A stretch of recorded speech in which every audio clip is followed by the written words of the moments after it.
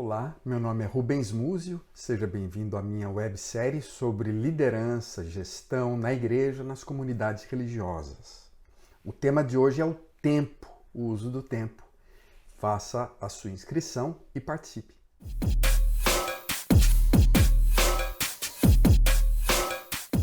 O tema de hoje é sobre o tempo na liderança, a importância de compreender, de ter consciência das 168 horas da semana que cada um de nós temos. Agostinho, certa feita nas suas confissões, afirmou que essa coisa de discutir o tempo é algo muito complicado. Porque, por um lado, o tempo parece ser algo que é à nossa disposição, é algo simples que todos nós conhecemos, mas basta a gente tentar teorizar para que a gente perceba a grande confusão que a gente se mete quando fala sobre o tempo. Deixa eu compartilhar com vocês alguns exemplos dos meus próprios alunos de estudantes de teologia. Um deles, por exemplo, falou que tem falha na administração pessoal, não tem planilha, não tem horário específico para a parte espiritual, para as devocionais dele.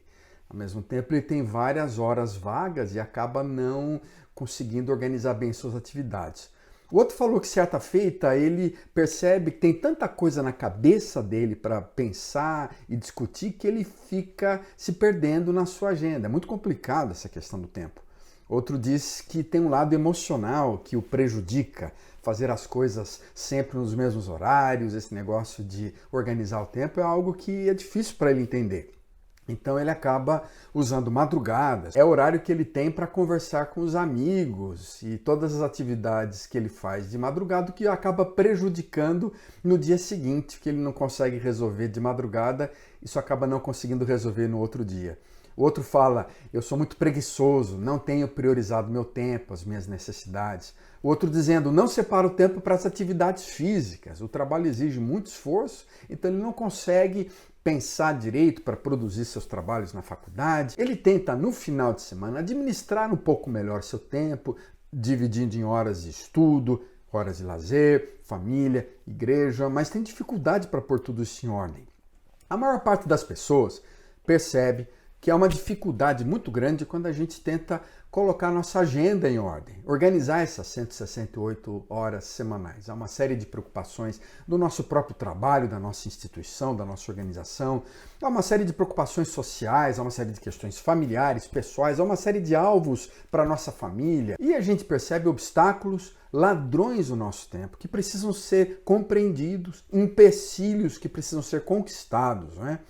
Eu quero que você reconheça alguns desses ladrões do seu tempo. Por exemplo, quando você pensa nas coisas fora de lugar na sua casa, aquelas coisas que você acumula no quarto de despejo ou no seu quarto, na sua mesa bagunçada, a dificuldade que você tem às vezes de pôr as coisas em ordem, as visitas inesperadas, chega alguém de repente na sua casa, ou aquele e-mail que acaba consumindo a sua manhã que deveria ser de trabalho, aquela questão urgente que você acha pelo menos que é urgente na rede social para responder no seu Facebook, uma discussão que acaba tomando parte do seu tempo.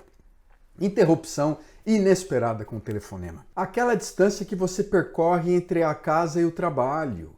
A espera pelas pessoas, quando você marca um horário para um café, para um almoço, e tem gente que não é pontual como você, ou tem gente que sempre chega atrasado. Falhas na delegação, no passar as atividades, no distribuir tarefas. Você talvez seja alguém muito centralizador ou centralizadora. A sua equipe é desorganizada, até mesmo incompetente em algumas das áreas, e ela acaba tomando um tempo extra seu. TV, Netflix, Amazon, Apple TV, aquelas leituras irrelevantes ou aquela série que você maratona no final de semana que toma todas as suas horas vagas. Simplesmente uma organização pobre do tempo, talvez seja um ladrão para você. Aquelas paradinhas o tempo todo para cafezinho. Procrastinação é um problema sério, a gente deixa sempre para depois aquilo que poderia fazer hoje. E uma série de outras coisas rotineiras do dia a dia. É importante você avaliar muito bem quais são os seus ladrões do tempo. O que tem tirado aquela hora preciosa, tirado a sua coisa importante para fazer. Você precisa ter consciência desses ladrões. Mas também é importante a gente analisar alguns dos mitos com relação ao uso do tempo, a pensar na sua administração da semana. Quem administra o tempo, alguns dizem, torna-se um escravo do relógio. Na verdade, esse é um mito, né? Porque quem administra o tempo, coloca o tempo debaixo do seu controle, ele torna-se senhor dele. E ele não é dominado por uma série de atividades que vão tirando o seu foco, vão tirando suas prioridades. E ao invés de ficar apagando incêndio o tempo todo, ele sabe o que está fazendo, ele sabe para onde ele vai. Não fica simplesmente ao sabor das pressões e das urgências. Então essa coisa de administrar o tempo é importante. Você não se torna um escravo. Na verdade, isso te ajuda melhor a pensar na sua vida, ter mais consciência do seu dia a dia, daquilo que você tem que fazer, daquilo que é importante. Outro mito. A gente só produz mesmo quando trabalha sob muita pressão. E debaixo da pressão é que a gente consegue fazer as coisas. Não há evidências de que isso seja verdade. Pelo contrário, em contextos escolares, de universidades, de escolas, ensino médio, o importante é aquele aprendizado dia a dia, ao longo do ano, com calma, sem pressões extremas emocionais. E ele vai sair melhor, o estudante vai se dar bem quando ele tem tempo a tempo, dia a dia, como se preparar. E não aquele que fica às vésperas, ansioso, passa a madrugada acordado, mas aquele que trabalha um pouquinho por dia durante o ano inteiro. Outro mito: administrar o tempo é uma coisa só da vida profissional e da empresa. Não é verdade.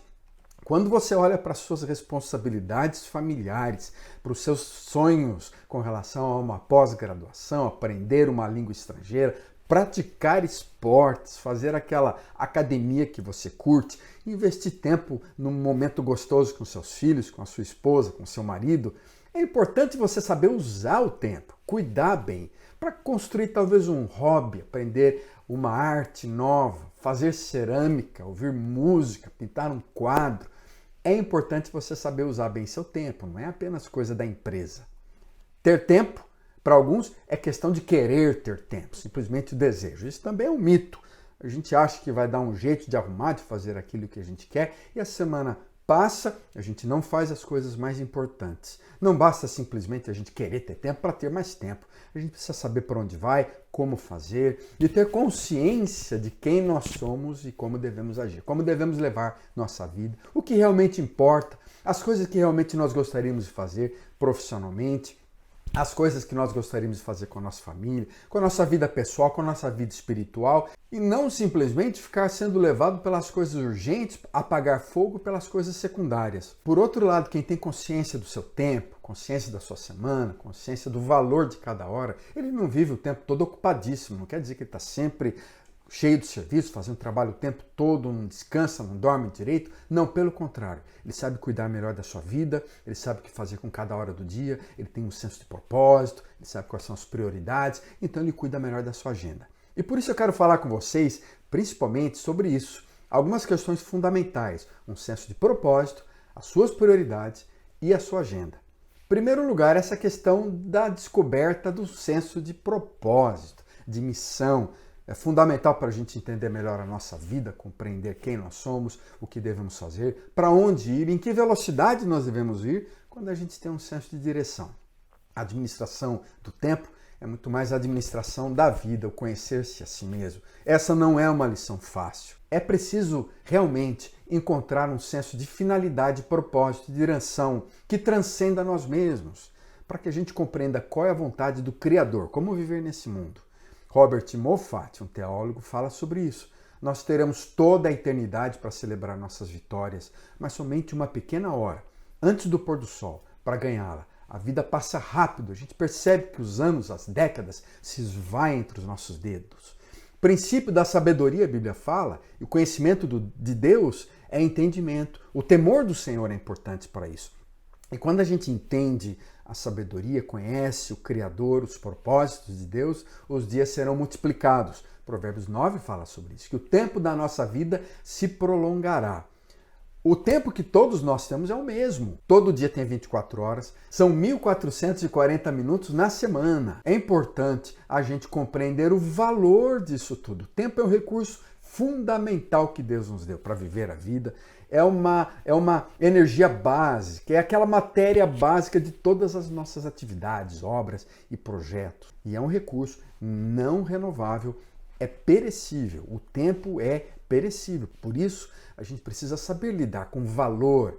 A gente precisa entender como cuidar dessas horas, porque é valiosa, não é simplesmente viver ocupadíssimo.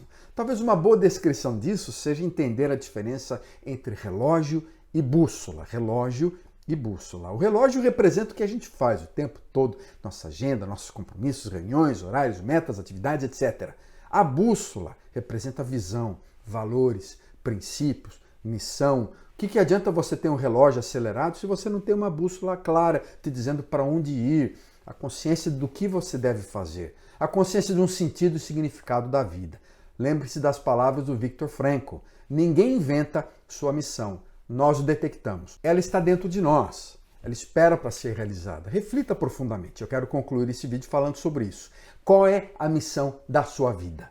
O que você deveria fazer nos próximos 5 ou 10 anos que realmente vale a pena morrer, que realmente vale a pena investir tempo? Qual é a sua paixão? O que motiva? O que fortalece você? Quando você pensa naquilo que você já realizou, as habilidades que você conquistou, os dons que Deus lhe deu, o que realmente vale a pena fazer? O que lhe traz sucesso, realização, vontade, alegria? O que você quer aprender, fazer, deseja mudar? E que, se pudesse, faria isso nos próximos anos.